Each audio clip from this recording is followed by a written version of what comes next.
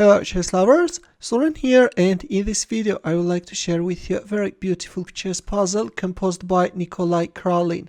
This was first published in 1980 in the Soviet chess magazine Chess in the USSR.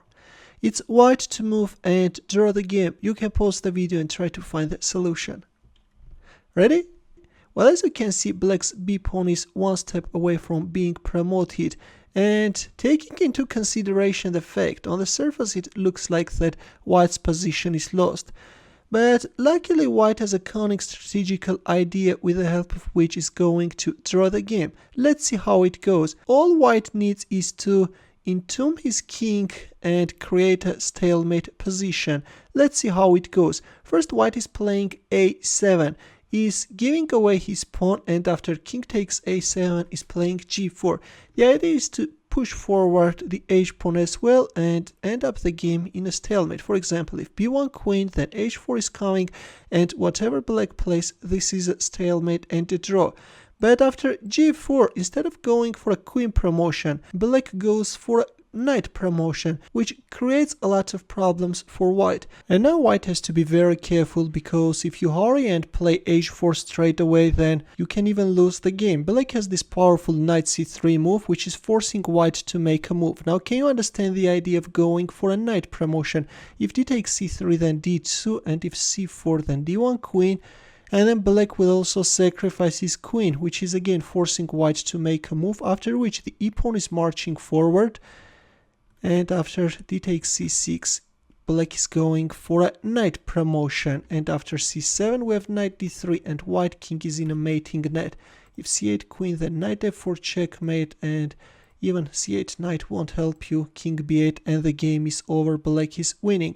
But here is an important fact which you have to take into consideration. Imagine that the king were not on a7 but on a6 or on a8. In that case, white could go for a queen promotion with a check. That's why after b1 knight, instead of going for h4, white is first playing h3, is losing a tempo, knight c3, and only now we have h4. Of course, d takes c3 is again losing, that's why we have h4. And in here, black is forced to move his king. Of course, c5 won't make any problems for white.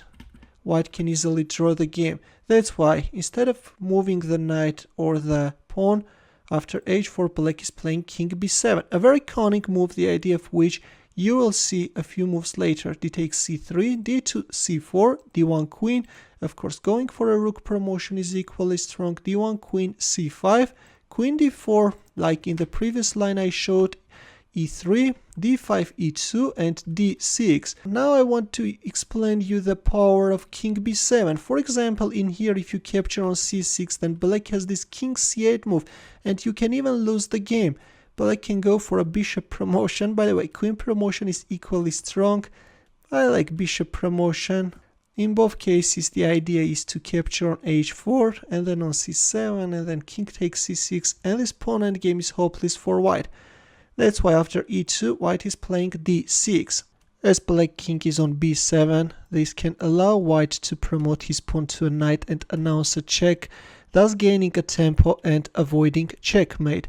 And now black goes for the second knight promotion. e1, knight d7, knight d3. Black has created a direct mating threat, and we have it.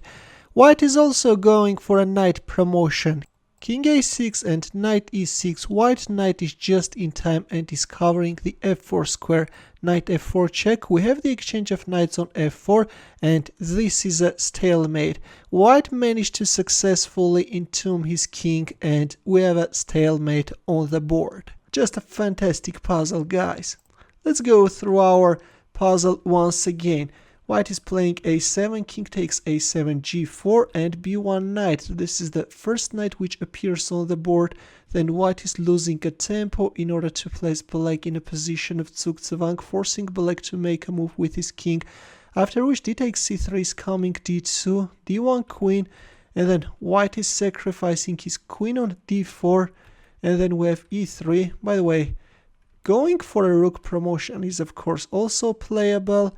And then we have e3, d5, e2, d6, and black goes for the second knight promotion, d7, knight d3, and this time It's white who is going for an under promotion, and after the exchange of knights on f4, we have a stalemate on the board. Thanks for watching. If you enjoyed this puzzle, share it with your friends, let them know about this beauty.